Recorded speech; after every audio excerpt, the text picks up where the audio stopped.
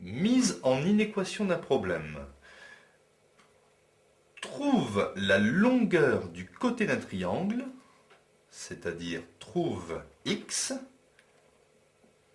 triangle équilatéral, ABC, tel que son périmètre soit inférieur ou égal à celui du rectangle EFGH.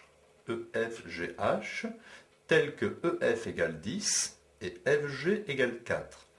Donc, il faut que le périmètre du triangle équilatéral, le périmètre de ABC, soit inférieur ou égal. Vous voyez, dans le texte, je peux indiquer le symbole inférieur ou égal à celui du rectangle, donc au périmètre du rectangle EFGH.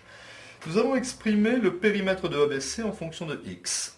Le périmètre d'un triangle équilatéral, c'est la somme de ses trois côtés. Chaque côté mesure x, donc le périmètre de ABC, ça sera x plus x, soit 3x. Inférieur ou égal.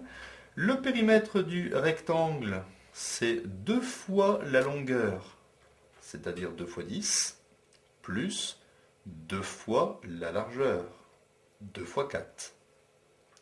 Je vais donc résoudre cette petite inéquation. 3x inférieur ou égal, 2 fois 10, 20, 20 plus 2 fois 4, 8, 20 plus 8, 28. Je vais, si je dois avoir x tout seul, diviser par 3. Comme 3 est un nombre positif, je ne change pas le sens de l'inégalité.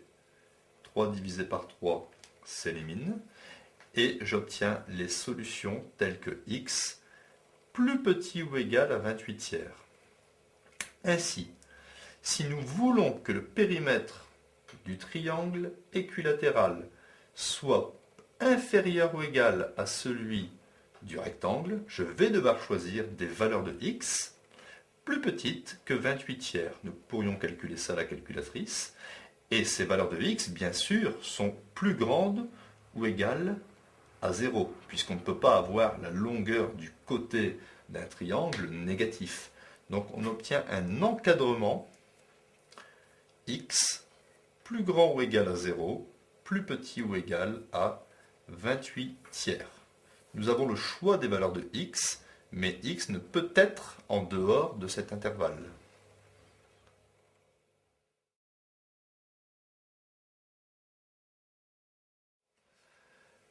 Voyons cet exercice sur une location de vélo. Paul a le choix entre deux formules de location de vélo. Soit il prend la formule A, c'est-à-dire qu'il paye un abonnement pour un an de 54 €, et il paiera ensuite 2 € l'heure d'utilisation de vélo. Ou la formule B, il n'y a pas d'abonnement, mais paiera 8 € l'heure de vélo. La question qu'on se pose, c'est à partir de combien d'heures d'utilisation du vélo la formule A devient-elle plus intéressante que la formule B? Toujours, regardez bien votre texte, l'inéquation est marquée dans le texte. À partir de combien d'heures, donc on vous demande un nombre d'heures, x, la formule A devient-elle plus intéressante? Si la formule A devient plus intéressante, c'est que le prix payé pour la formule A devient plus petit ou égal au prix payé pour la formule B. Moins cher, donc le prix est plus petit pour la formule A que pour la formule B. Essayons d'exprimer le prix payé pour la formule A. La formule A, il y a un abonnement de 54 €.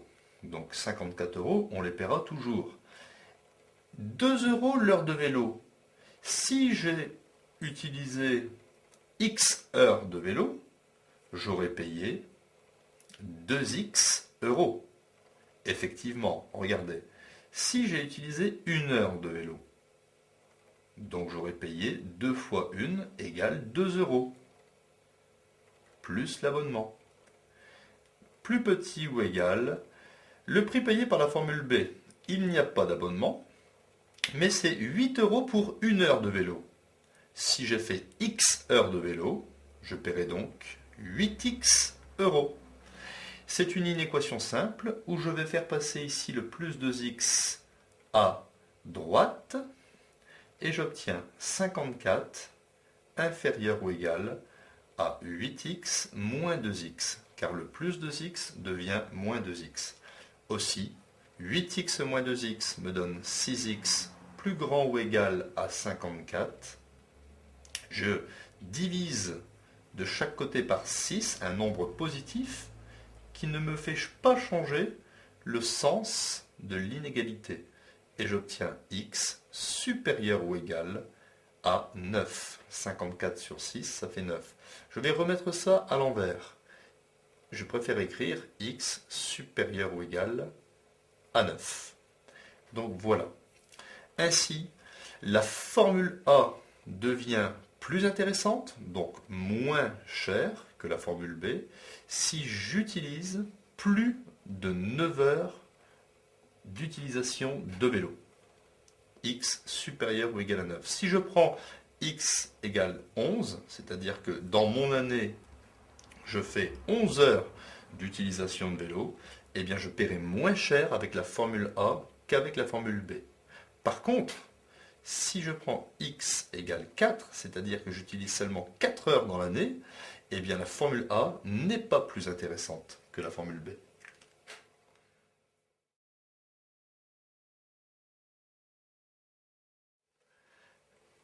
Nous allons ici essayer de trouver x, x c'est la longueur AE, pour que l'aire du trapèze AEDC, trapèze rectangle, puisque le trapèze s'insère dans un rectangle ABDC, soit au moins le triple de l'aire du triangle rectangle EBD.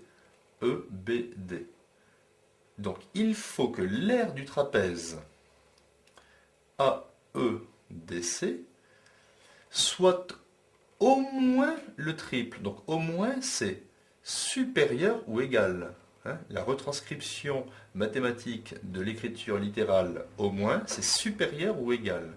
Le triple de l'aire, donc le triple 3 fois l'aire du triangle rectangle EBD. Donc voilà mon inéquation posée, il ne reste plus qu'à exprimer l'aire du trapèze.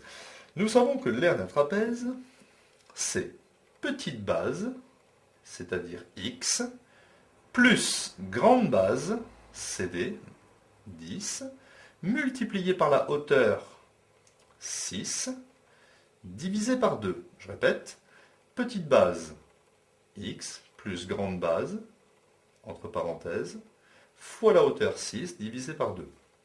Supérieur ou égal, 3 fois. L'aire du triangle rectangle EBD.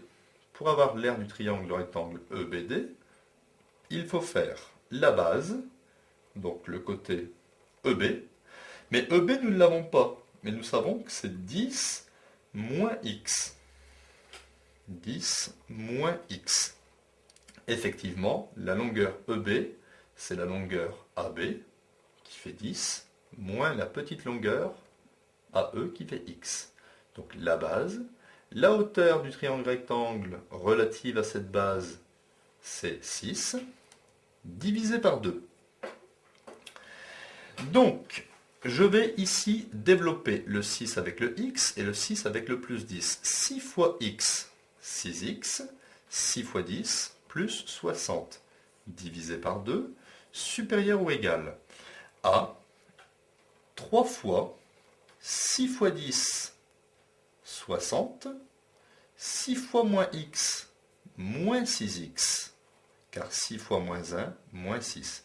Le tout divisé par 2. Je vais recopier l'inégalité sans inscrire les dénominateurs, qui sont communs. Ainsi, j'obtiens 6x plus 60, supérieur ou égal, 3 fois 60, 180, je développe le 3 avec le 60, et 3 fois moins 6x, 3 fois moins 6, moins 18x. Ainsi, en faisant passer le moins 18x à gauche et le plus 60 à droite, j'obtiens 6x plus 18x supérieur ou égal à 180 et le plus 60 passe à droite en moins 60. 6x plus 18x me donne 24x supérieur ou égal 180 moins 60 me donne 120. Je vais diviser par 24 de chaque côté, qui est un nombre positif. Donc ça ne change pas le sens de l'inégalité. X supérieur à 120 sur 24. Il faut que je simplifie 120 sur 24. Je vais diviser par 2 en haut et en bas. 120 divisé par 2 me donne 60. 24 divisé par 2 me donne 12. Et 60 divisé par 12, à la calculatrice, c'est un nombre exact, ça me donne 5. Ainsi, j'ai trouvé la solution, ou les solutions sont les nombres x plus grands que 5. Donc, conclusion, si nous voulons avoir l'aire du trapèze AEDC qui soit le triple de l'aire du triangle rectangle EBD, il faudra choisir x, c'est-à-dire la longueur AE, qui soit au moins supérieur ou égal à 5.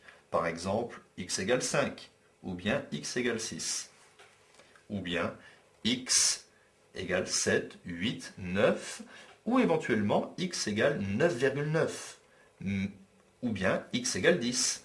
Vous voyez, si vous avez x égale 10, le trapèze AEDC se transformera en ABDC et il n'y aura plus de triangle rectangle.